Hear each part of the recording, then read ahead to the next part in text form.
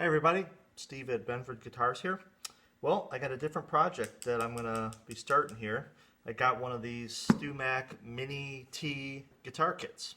It's a half-size mini Telecaster. Comes with everything you need to put it together.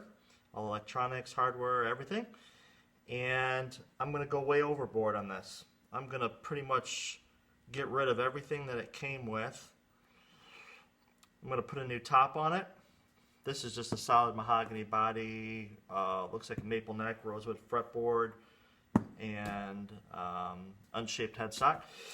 So I've got a few ideas in mind, but I have got this really cool Bacote top that I've been kind of saving for whatever reason.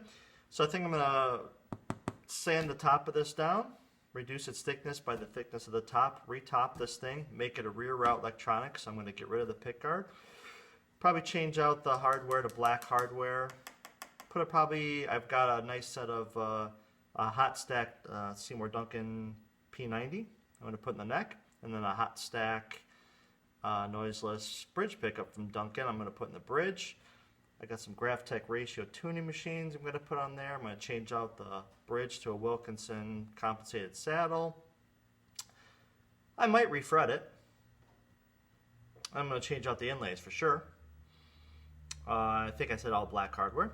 So let's open this thing up and see what we got. When all is said and done, I'll probably have 3 or 4 times what this costs in the instrument itself, but the point is I'm just going to try to transform this thing into some crazy high-end thing. So, yeah, Stu McDonald.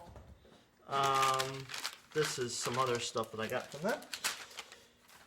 So, looks like it comes nicely packaged. Nice little foam thing. Be good to ship this thing in if I decide to sell it. Look at this little little baby thing. Okay. All right. Let's see what we got here. I've been looking at these for a while, kind of curious. Oh, looks like they have everything kind of laid out on there. All right. Well, first thing I notice is it needs fretwork pretty bad. The frets are poking out really far in this, so it's going to need some fretwork anyway. Well, that's screwed on there. Okay, so looks like one of the height adjustment screws have come off. Hopefully it hasn't caused any damage, but yeah, it looks like it did a little bit there, but this is going to get sanded down anyway. Alright, so none of this is going to come apart because it's actually all kind of bolted together already for safer shipping, so they don't have to pack it. That's kind of a cool idea. Well, it makes it harder for me to kind of look and see what they got. Let's grab a screwdriver. See what we got as far as electronics go.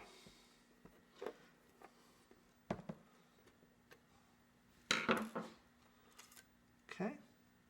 Yeah, just your standard overseas electronics. Looks like they did a nice wiring job. It's all nice and clean. This is totally usable stuff.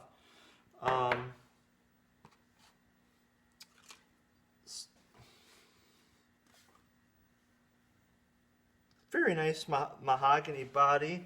Looks like a 3-piece body.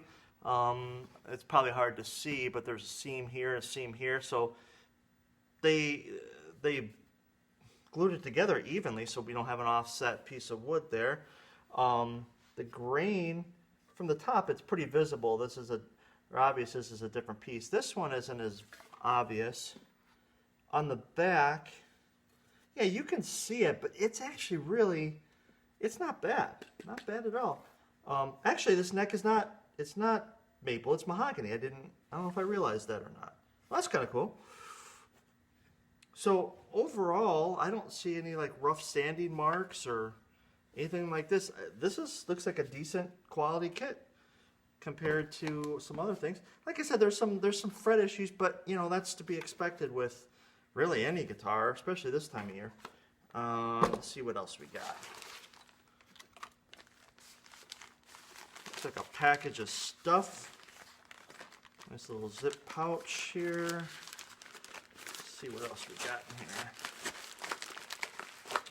Oh yes, this is all the other stuff that comes with it. Some strings. I think this is probably all the knobs.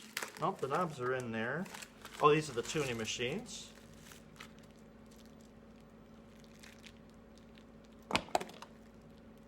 Some decent tuning machines in there. I don't recall what the gear ratio is that they list on their website, but they feel solid. Probably 14, 15, 16 to 1 is what it kind of feels like, which is, these are totally usable. I would use these for something else. And the only reason I'm probably not going to use them is just because, one, I'm trying to go overboard on this thing, and two, I'm changing out the black hardware. So, see what else we got. Oh, there's the output jack with the plate. Again, typical parts, nothing wrong with these. Looks pretty good. So, what do we got here? Oh, truss rod branch, string trees, and what is this? Strap pins. So, yeah, there's the rest of the parts that we need. What do we got here? Please remove the bridge first, then the pick guard. Delicate wires are attached. Yeah, that's true, because you can't get this off because it's under the fretboard extension a little bit, and you can't lift it up, pull it out. So pulling the neck off would make that easy to come right off. All right, what else we got here? Instruction manual. Oh, very nicely done. Wow, they give you some radius gauges that you can cut out here if you want. It gives you all the list of parts, create your package. Yeah, so it's kind of a blow-by-blow instructions about finishing and yeah, doing everything that you need to do here to put this thing together. Very cool. Well, we don't need that because we kind of know what we're doing.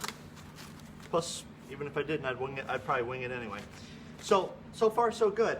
So I will come back with a different video once I've gathered up all the things I need, and I will show you what we're working with. Okay, so I'm going to do a quick overview of some of the stuff I'm going to be putting onto this guitar, and maybe a quick cost breakdown as well. So first off, I've got a set of GraphTech ratio locking tuners. They're staggered posts. So the E and A are normal height, D and G are a little bit lower, and B and E are a little bit lower yet, so we can eliminate the string trees. This particular set that I'm using is the PRL 9721BO. And these run about, I believe they're listed for like $140 on their website. So if you haven't tried GraphTech ratio locking tuners, or just ratios in general, I highly recommend them. I've installed 70 or 80 sets of these easily. And what they are is they have different gear ratios for each string. So say if I'm going to make up some numbers here, if you turn the tuning machine a half turn, it'll tune up the string a quarter step. And so each tuning machine, if you turn it the same amount, it tunes each string the same amount, which doesn't happen in normal strings. But the low E is a 39 to 1, which is super precise. A is 24 to 1, D is 20 to 1, 35 to 1 for the G, 20 to 1 for the B, and 12 to the 1. So for the high E there. So next I've got a couple Duncans here. I've got a 90 stack, so it's a P90 stacked. So it's hum canceling, but it still has the P90 sound. There's two coils on top of each other. And this is a little bit thicker than normal. So if you're putting it in a different guitar that's got a shallower route, you may have to route your guitar this, since I'm working on this and routing this for this pickup, it's not going to be a big deal. The other pickup I have is the Vintage Stack, which is also a noiseless tele pickup. Still retains its tele sound, but it's going to be noise canceling as well. Each of these run, oh gosh, I don't remember off the top of my head, $80.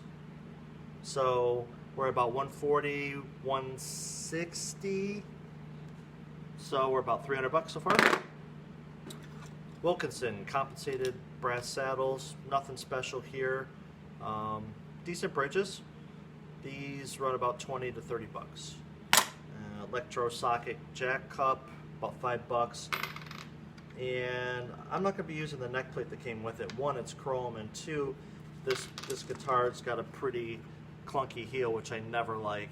Can't do anything about it because it's got the square or the holes already drilled. So I'm going to use these little grommets here, and then I'm going to shave that down and hopefully make it a little bit more comfortable to play. Other costs to take into consideration is I'm going to be putting new pots in that. CTS pots, those are about $5-6 a piece. New switch, that's about $10. So what do you got, another $20 there with the jack and all the other stuff. So we're probably at $325, say. So then I have this Picotti top. It's a book match top.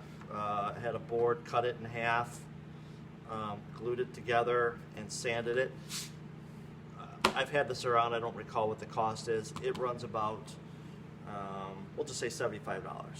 So all in all, I've probably got about $400 in additional cost I'm putting in this thing, included with the kit itself. So I'm at $550.